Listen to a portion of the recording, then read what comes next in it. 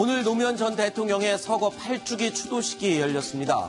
문재인 대통령이 당선된 지 2주 만에 열린 오늘 추도식. 자, 분위기가 어땠는지 한번 화면 보면서 이야기 들어보겠습니다. 이현수 기자, 어떤 분위기였습니까? 오늘 8주기에는 역대 최대 인파가 모였다고 알려졌는데요. 네. 최측 추산으로 15,000명이라고 발표를 했고요. 네. 그렇지만 이제 오전부터 인파가 몰려드는 바람에 식장에는 가까이 가지도 못하고 밖에서 영상으로 봐야 될 정도로 인파가 많이 몰렸다고 합니다. 예년에는 몇 명 정도 추도식에 참석을 했었답니까? 그때도 발표를 하는 거는 확인이 안 됐는데요. 네. 그렇지만 10,000명 이상 이렇게 모인 거는 좀 이례적이지 않나 그렇게 보고 있는 거죠. 네. 예년에는 그냥 한 몇천 명 정도 규모로 치러지던 추도식이 올해는 10,000명이 넘는 인파로 붐볐다라고 말씀을 해주셨는데, 자, 지금 휴가를 가졌던 문재인 대통령, 현직 대통령으로는 처음으로 추도식에 참석을 했는데 이게 처음이자 마지막 추도식이다, 뭐 이런 얘기도 있었고요. 그리고 또 오늘 추도식이 열리기 전에 권양숙 여사와 점심 식사를 했다라고 얘기가 전해지고 있거든요. 어떤 얘기가 오갔답니까? 가족끼리 한 식사기 때문에요. 네. 거기서 이제 나온 내용이 전달은 되진 않았지만 그 권양숙 여사의 사저에서 식사가 이루어졌고요. 네. 또 아들 건호 씨와 또 형 건평 씨까지 참석해서 네. 문재인 대통령과 오찬을 같이 했다고 하고요. 또 그 권양숙 여사는 의원들하고 지인들이 많이 오는 자리이기 때문에 따로 또 육개장 300인분을 준비해서 네. 대접을 했다고 합니다. 그렇군요. 아직 그 안에서 어떤 얘기가 주고받았는지는 정치부 기자들 사이에서 뭐 나온 얘기는 없습니까, 아직? 네, 아직까지는 알려진 바는 네, 없습니다. 알겠습니다. 자, 그리고 조금 전에 잠깐 말씀드렸던 문재인 대통령, 현직 대통령 신분으로서는 노무현 전 대통령의 추도식에 오게 되는 게 처음이자 마지막이 될 거다라는 말을 했습니다. 어떤 뜻인지, 그리고 어떻게 말을 했는지 들어보시죠. 오늘 이 추도식에 대통령으로 참석하겠다고 한 약속을 지킬 수 있게 해주신 것에 대해서도 깊이 감사드립니다. 노무현 대통령님도 오늘만큼은 야, 기분 좋다 하실 것 같습니다. 노무현 대통령님, 당신이 그립습니다. 보고 싶습니다. 하지만 저는 앞으로 임기 동안 대통령님을 가슴에만 간직하겠습니다.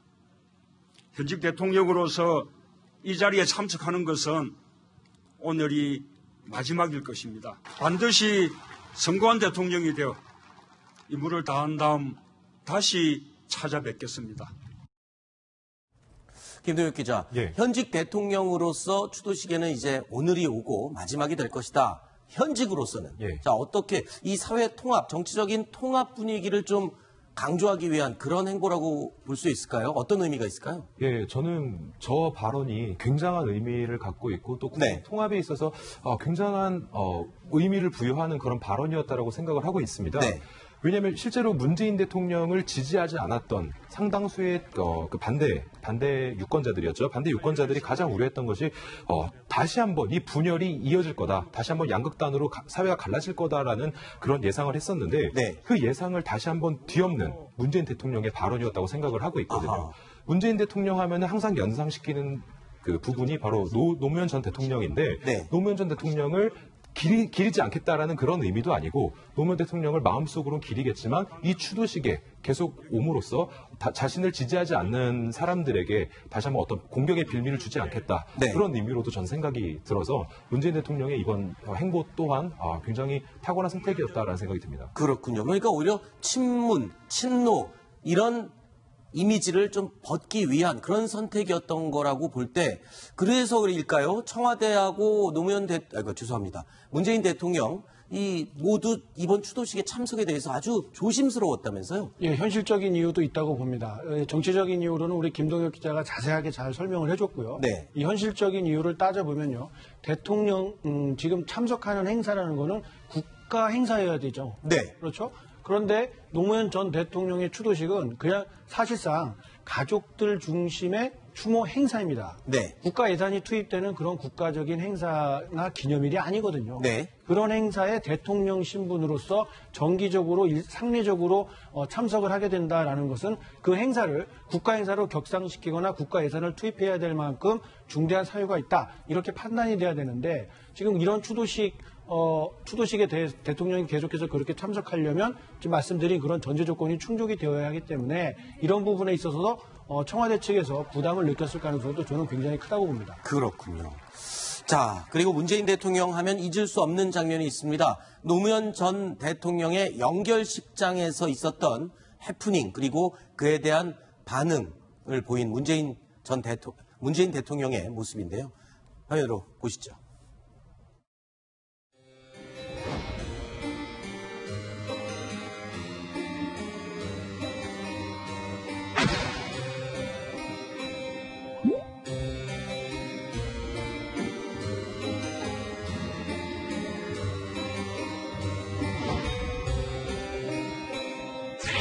그 화면이 아마도 많은 국민들에게는 문재인이라는 사람을 각인시키는 그런 장면이었다고 생각됩니다. 슬픔과 분노를 억누르고 당시 이명박 대통령에게 머리 숙였던 모습, 이제 그러한 큰 대인배의 모습이 오늘의 문재인을 잊게 한 그런 장면 아닐까 싶습니다. 백원우 의원은 사람을 대하는 태도가 한결같습니다. 국회의원 되기 이전의 그 초심을 지금도 그대로 고스란히 간직을 하고 있습니다. 백원우 의원님도 노무현 대통령님의 어떤 정신, 가치 이런 것을 그대로 계승하는 아주 훌륭한 정치인이라고 생각합니다. 이동영 차장, 네. 이 백원우 의원의 저런 행동이야 그렇다 치지만 저 당시에 문재인 대통령이 가서 왜 사과를 했던 거죠? 그때 논란이 꽤 있었습니다. 네. 그러니까 백원우 당시 의원이 노무현 전 대통령의 청와대 행정관으로 일을 했었고 네. 2년 정도 일을 한 다음에 국회의원으로 당선이 됐었는데 그런 아주 오래되고 깊은 인연이 있다 보니까 이 연결식장에서 당시 이명박 대통령이 헌화를 하는 그 순간 이 정치 보복이다라고 하면서 이명박 당시 대통령을 비판하는 연결식장 자리에서 네. 바로 대통령이 참석한 자리에서 그런 행동을 보였단 말이죠. 그래서 경호원들에게 입을 틀어막혀서 끌려나갔습니다. 네. 그래서 결국에는 기소돼서 재판까지 받았을 정도였거든요. 네. 물론 대법원에서 최종 무죄가 나오긴 했습니다.만 논란이 끊이지 않았던 사건입니다. 네. 그런 해프닝 속에서 당시 친노 좌장격을 사실상 경하고 있었던 문재인 당시는 당에 있던 당대표 이렇게 네. 직책을 맡고 있었겠죠. 이 문재인 지금 현재 대통령이 직접 이명박 대통령을 찾아가서 고개를 깊게 숙이고 조금 전에 백원우 의원의 저런 언행에 대해서 깊게 사과한다라고 말을 했고 그 자리에서는 더 이상 논란이 되지 않고 마무리가 됐던 그런 해프닝이었습니다. 네. 자, 그리고 오늘 추도식에서 문재인 대통령이 눈물을 보이는 순간도 있었다고요? 어떤 상황이었습니까? 네, 영상에 노무현 전 대통령이 나올 때 이제 눈물을 흘렸는데요. 사고 당시에 당일에 생각이 다시 나서 눈물을 네. 흘린 게 아닌가 싶기도 하는 게요. 문재인 대통령이 이제 책에서도 자기 책 운명에서 그날의 상황을 굉장히 자세하게 묘사를 하거든요. 네. 새벽에 전화를 받아서 부산대병원으로 가서 이제 뛰어내리신 것 같습니다. 브리핑을 하고 또 유서를 남기신 것 같습니다. 이런 얘기를 하는 게 굉장히 자세히 나와 있는데 그 당일이 겹쳤을 것 같고요. 네. 또 자신이 대통령이 돼서 이렇게 다시 찾은 거에 대한 남다른 감회도 있었을 것 같습니다. 네. 자, 오늘 문재인 대통령이요, 노무현 전 대통령에 대한 노무현 전 대통령의 유서를 직접 낭독하는 장면이 또 공개가 됐습니다. 어떤 장면인지 확인해 보시죠. 건강이 좋지 않아서 아무것도 할 수가 없다. 책을 읽을 수도, 글을 쓸 수도 없다. 너무 슬퍼하지 마라.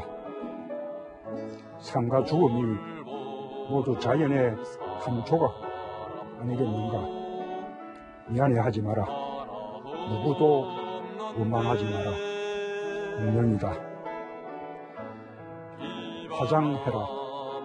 그리고 집 가까운 곳에 아주 작은 비석 하나만 남겨라.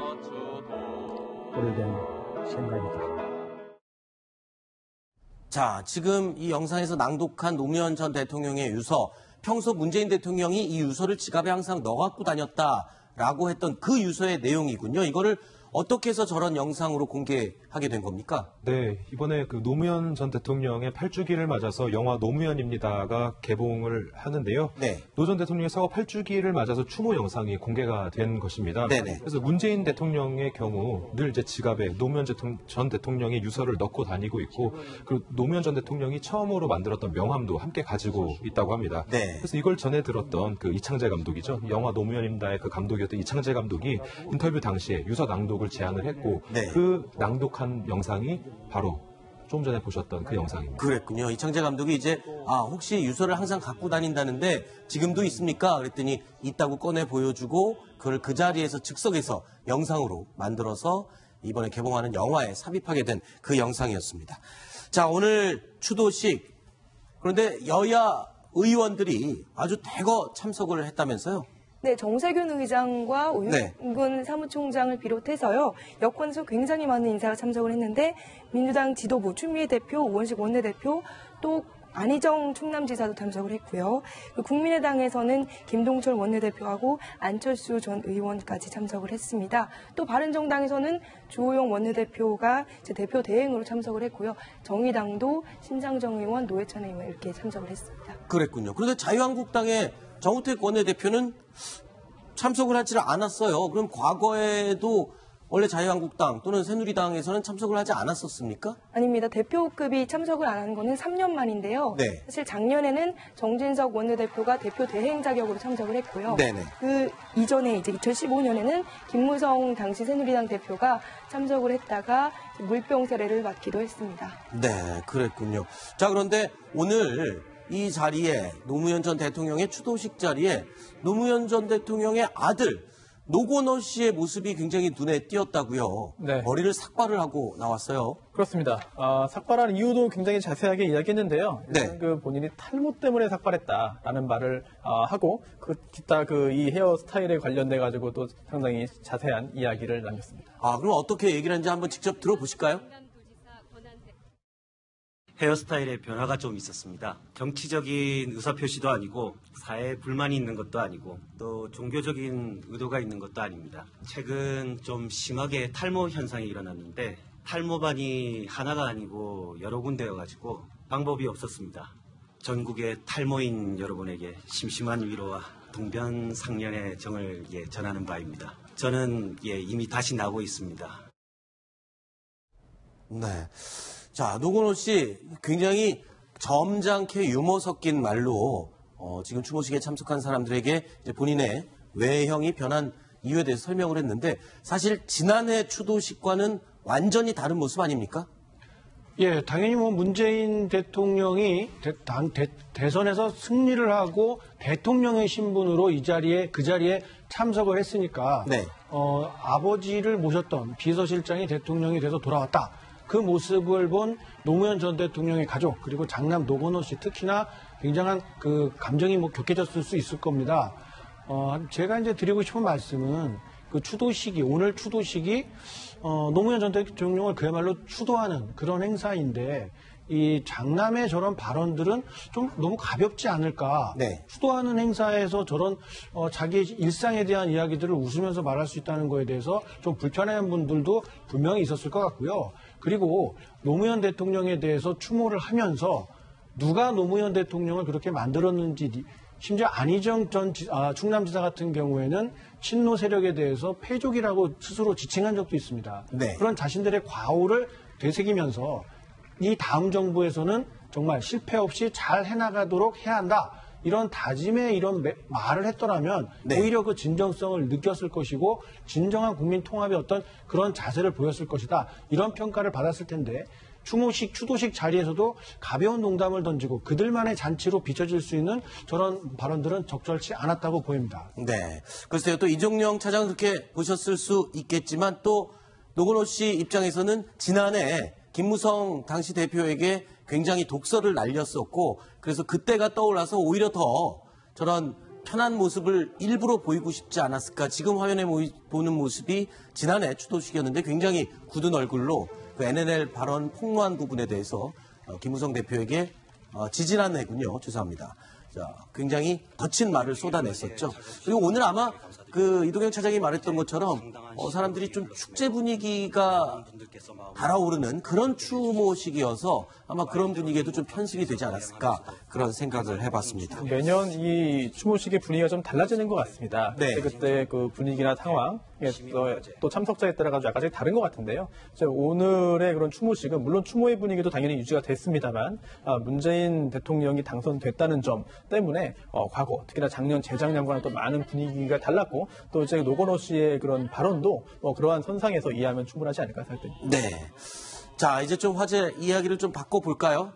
지금 문재인 대통령의 구두가 공개가 되면서 누리꾼들 사이에 큰 화제가 됐다고 하는데 손수호 변호사, 네. 구두가 뭐 어떤 구두길래 이렇게 화제가 되고 있나요? 네, 한 네티즌이 문재인 대통령의 구두 사진을 찍어서 올렸는데요. 이게 최근 사진은 아니고 이제 작년 이제 4월입니다. 네, 어디를 지금 무대에 올라가기 위해서 벗어놓은 그런 네네. 상태의 사진. 구두를 잠깐 벗어두고 연단에 이제 올라갔는데요. 네네. 그때 이 벗어놓은 구두를 촬영했는데 이 구두의 상표가 굉장히 큰 화제를 지금 모으고 있습니다. 네.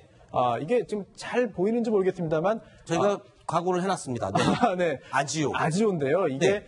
잘 생소하긴 합니다. 이게 청각장애인들이 만든 구두 브랜드였고요. 네. 안타깝게도 2013년에 폐업을 해서 새로 이제 그 제품이 나오지는 않는데 그렇다면은 이게 벌써 적어도 3년 이상 신었던 구두가 아니겠느냐 네. 하는 그런 판단을 할 수 있겠고요. 그리고 또 구두가 굉장히 낡았습니다. 이 낡은 것도 굉장히 그런 그 유력한 정당의 유력 정치인 또 오랜 법조인 생활을 했음에도 그냥 평범한 우리 가장처럼 그런 오래된 낡은 구두를 신고 있다는 점이 굉장히 좀 신선했다라는 취지로 올렸는데요.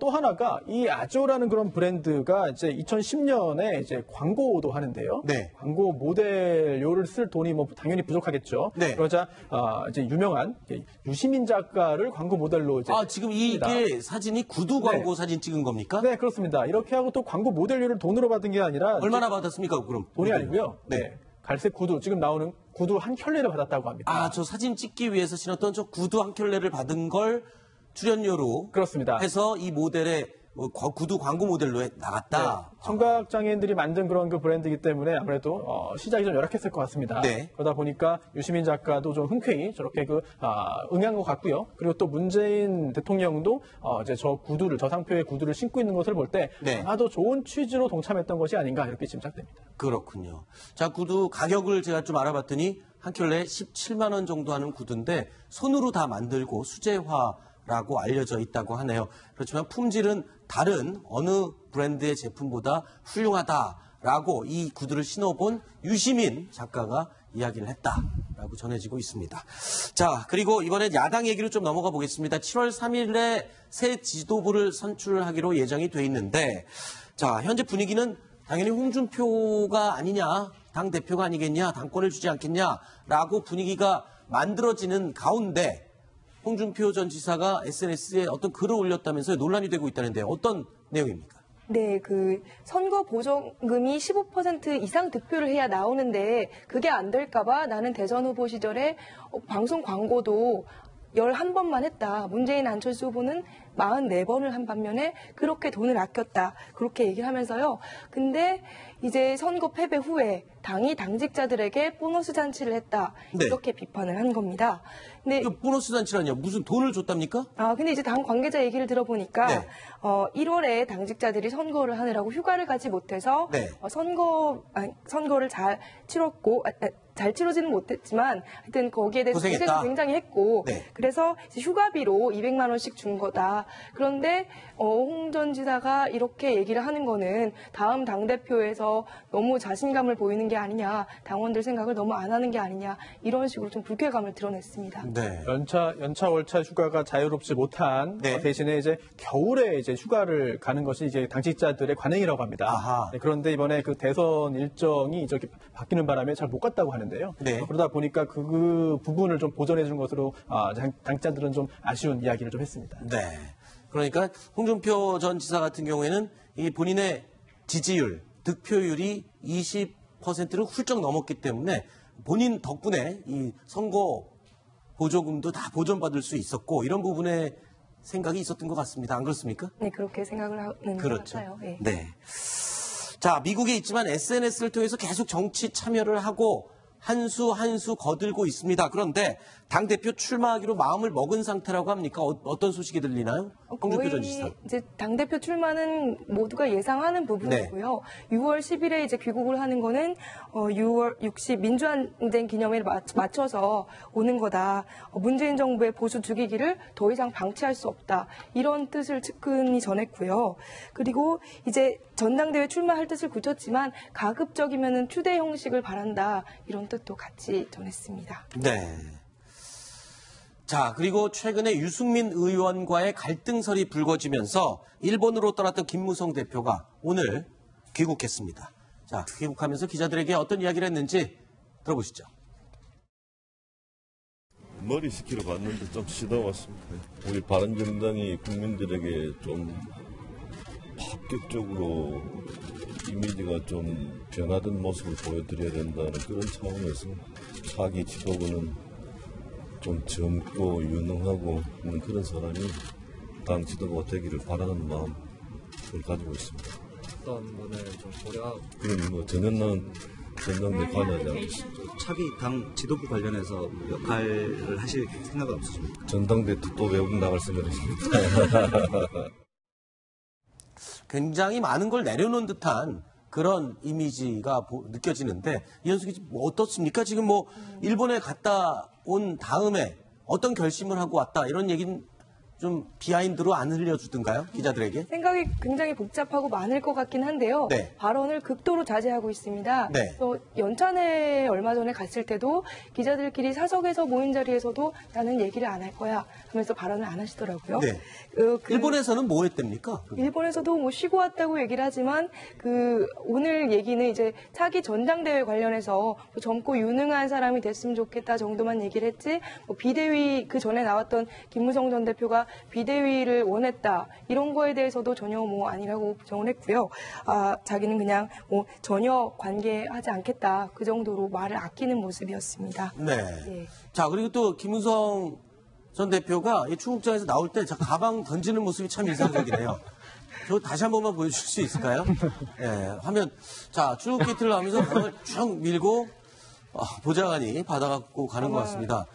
굉장히 당당한 모습이긴 한데요. 네. 지금 화면 자세히 보시면 네. 마이크가 2개고 휴대전화 2개입니다. 네. 이게 불과 몇 달 전, 1년 전 생각해 보면 그러네요. 지금의 보수 이쪽에 신세가 어떻게 돼 있는지 본인 개인으로서는 저렇게 당당할지 모르겠지만 네. 사회적인 관심도나 중요도는 정말 비교할 수 없이 떨어져 있다. 그리고 기자들에게 뭔가 새로운 것을 제안할 이야기 자체가 없지 않을까 저는 이렇게 생각을 해봅니다. 네. 할 얘기가 없으니까 말을 못하는 거겠죠. 네. 할 얘기가 있으면 지금이라도 누군가를 쏟아내야 됩니다. 근데 네. 시기적으로 봤을 때 여유가 있는 상황이 아니거든요. 지방선거 1년밖에 남지 않았는데 누구를 당 얼굴로 내세워서 뭘 해보겠다라고 말할 수도 없는 그야말로 백지 상태에 빠진 게 지금 범보수 진영의 처지 아닌가 싶습니다. 네. 조금 전에 이 자료 화면을 틀던 우리 제작진이 지금 부조에서 발견해서 저한테 알려준 건데 저 화면 글쎄요. 저 재밌어 보이는 화면이기도 하지만 나와서 취재진이 몇 명 나와 있지 않은 저 상황 이 부분을 또 이동영 차장이 짚어줬습니다. 현재